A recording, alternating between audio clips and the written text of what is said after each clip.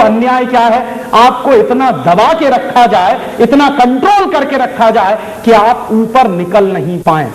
और मैं लोगों को, इस देश के उन व्यापारियों को, उद्योगपतियों को धन्यवाद देता हूं जो income tax, central excise, toll tax, sales tax, octroi tax, पता नहीं सर्विस टैक्स, क्या क्या टैक्स के होते हुए भी कुछ कर रहे हैं और आगे बढ़ रहे हैं। आप धन्यवाद के पात्र हैं।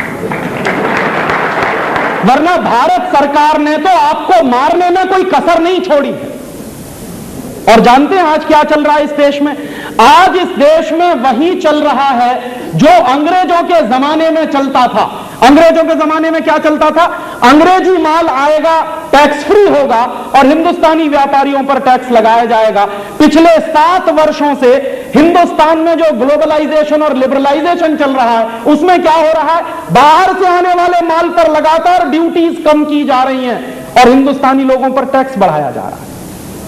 आपको मालूम है ये सर्विस टैक्स क्यों लगा दिया आपके ऊपर 5%? और सर्विस टैक्स के बाद अब पिछले 3-4 दिन पहले इंटरेस्ट रेट में जो परिवर्तन करके सरकार ने आपके ऊपर थोप दिया है, ये जानते हैं क्यों हो रहा है? हिंदुस्तानी व्यापारियों पर टैक्स बढ़ाना है, विदेशी व्यापारियों को टैक्स फ्री करना। आपको मालूम है इस देश में एक कानून है कि कोई अगर परदेशी कंपनी आए, कोई परदेशी व्यापारी आए और वो भारत सरकार को झूठ मूठ को कहे कि हम एक्सपोर्ट करेंगे, तो 10 साल तक भारत सरकार उससे कोई टैक्स नहीं लेती। 10 साल तक उसको टैक्स हॉलीडे मिलता है, माने विदेशियों को टैक्स फ्री और आपके ऊपर भयंकर टैक्स।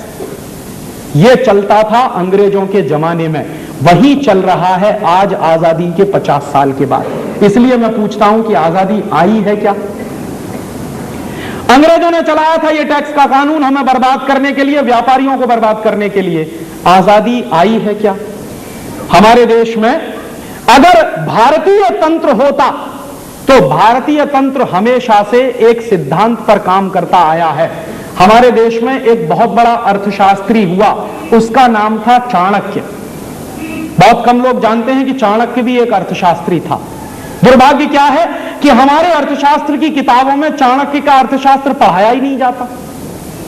दुनिया जहान के तमाम अर्थशास्त्रियों को तो हम पढ़ते हैं, स्मिथ ने क्या कहा, स्टीवेंसन ने क्या कहा, उसने क्या कहा, फलाने ने क्या कहा, डिमाके ने क्या, जिससे हमको कुछ लेना देना नहीं है। लेकिन मेरे देश में जो सबसे बड़ा अर्थशास्त्री हुआ चाणक्य, उसी को नहीं पढ़ाते आपकी विश्वविद्यालय की शिक्षा में।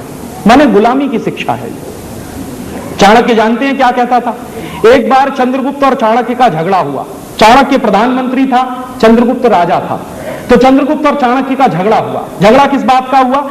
चंद्रगुप्त ने चाणक्य से कहा कि मुझे टैक्स कलेक्शन बढ़ाना, रेवेन्यू ज्यादा कलेक्ट करना। क्यों पूछा उसने? कि मुझे समाज सेवा के काम करने हैं। तो चाणक्य ने कहा कि समाज सेवा के काम तुम मत करो, इसके लिए समाज के लोग बहुत हैं, वो कर लेंगे। कहने लगा नहीं नहीं, मुझे रेवेन्यू कलेक्शन बढ़ाना ही बढ़ाना है ताकि राज्य के लिए कुछ ज्यादा पैसा मेरे पास बच सके। तो चाणक्य ने उससे कहा कि तुम रेवेन्यू कलेक्शन बढ़ाओ, तुम्हारे मन में योजना क्या है? कहने लगा मैं टैक्स बढ़ाना चाहता हूं। तो उसने कहा कि कभी गलती मत करना। तो उसने पूछा क्यों?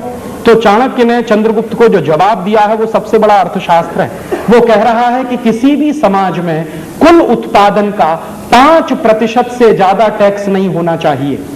5% तो मैक्सिमम लिमिट है। और इस समय वो बात कर रहा है चंद्रगुप्त से, तो कह रहा है कि इस समय हमारे राज्य में टोटल उत्पादन का 5% कर लग रहा है ऑलरेडी, इससे ज्यादा कर नहीं होना चाहिए। तो उसने पूछा कि फिर ये हमारा टैक्स का कलेक्शन कैसे बढ़ेगा? तो कह रहा है कि तुम राज्य का वातावरण ऐसा बनाओ कि व्यापार 2 गुना हो जाए, तो तुम्हारा टैक्स कलेक्शन 2 गुना हो जाएगा। माने तुम व्यापार इतना बढ़ाओ कि वो अभी जो व्यापार चल रहा है उसका 2 गुना हो जाए, तो तुम्हारा टैक्स कलेक्शन 2 गुना हो जाएगा। टैक्स की दर बढ़ाने की जरूरत नहीं है। और वो चेतावनी दे रहा है कि ये गलती मत करना। चंद्रगुप्त ने वही किया, और चंद्रगुप्त ने जो किया उसको भारतीय इतिहास में कहते हैं कि वो गोल्डन पीरियड था, हमारा स्वर्ण युग था। क्यों? क्योंकि वही एक जमाना था जिस जमाने में टैक्स सबसे कम लगता था। और ये जो चाणक्य की फिलॉसफी है कि टैक्स की रेट जितनी कम से कम होगी, टैक्स कलेक्शन उतना ही ज्यादा से ज्यादा होगा, ये भारत सरकार ने आज तक कभी इस्तेमाल नहीं किया। क्योंकि भारत सरकार स्वदेशी है नहीं। ये शरीर से दिखने में स्वदेशी है, इसमें काम करने वाले लोगों की आत्मा विदेशी है।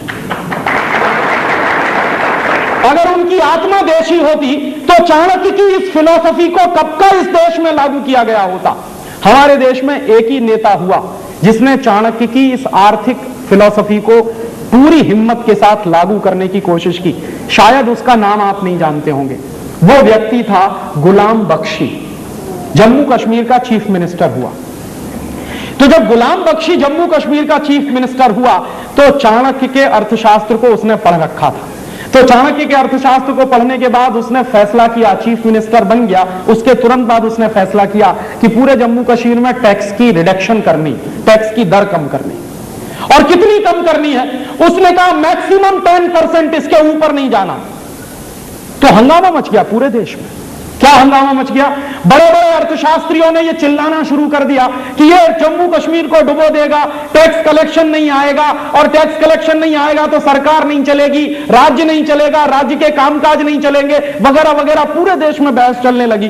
गुलाम बख्शी ने कहा कि मैं मुख्यमंत्री हो गया हूं, मैं ये करूंगा, और अगर चाणक्य ये कहता था तो एक बार करके तो देखूं, हो सकता है परिणाम निकल आए उसमें से। तो उस आदमी ने हिम्मत की और उसने टैक्स कम करते करते करते करते करते कहां तक ले गया? 10% पे ले गया। और उसने कहा 1 साल तक मैं यही चलाऊंगा। 1 साल उसने चलाया। 1 साल के बाद नतीजा जानते हैं क्या निकला? 1 साल पहले जम्मू कश्मीर में जितना टैक्स इकट्ठा होता था, जो टोटल रेवेन्यू कलेक्शन था, उसका 300 गुना ज्यादा दूसरे साल में कलेक्ट हुआ। माने जैसे ही उसने टैक्स की दर कम की, टैक्स का कलेक्शन उसका 300 गुना बढ़ा, और सारे देश को उसने चुप करा दिया, उस एक व्यक्ति ने। और यह बात हिंदुस्तान में लागू होनी चाहिए थी। अंग्रेज चले गए, अंग्रेजों की टैक्सेशन